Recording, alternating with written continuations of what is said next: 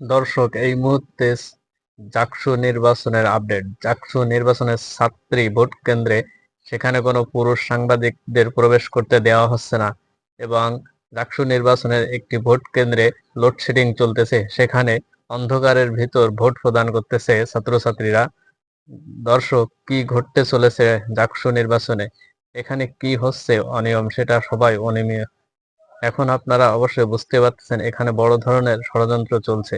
অতি শীঘ্রই ছাত্রছাত্রীদের সজাগ হতে হবে এবং তাদের সকল নির্বাচনে পছন্দের প্রার্থীকে জয়লাভ করতে হলে সকলকে পাশে দাঁড়াতে হবে এবং নিরাপত্তা জোরদার করতে হবে। সরকারের প্রতি বিনীত অনুরোধ, এখনই এই মুহূর্তে জাকসুতে আরো নিরাপত্তা বাড়াতে হবে এবং লোডশেডিংটি ভালো করে দেখতে হবে সেখানে কেন কি কারণে লোডশেডিং হচ্ছে এবং এর পিছনে অন্য কিছু রয়েছে কিনা এবং সেখানে সাংবাদিকদের কেন প্রবেশ করতে দেওয়া হচ্ছে না, ছাত্রী ভোট কেন্দ্রে কেন পুরুষদের ঢুকতে নিষেধ করা হচ্ছে, এটা খুব দ্রুতই বের করতে হবে।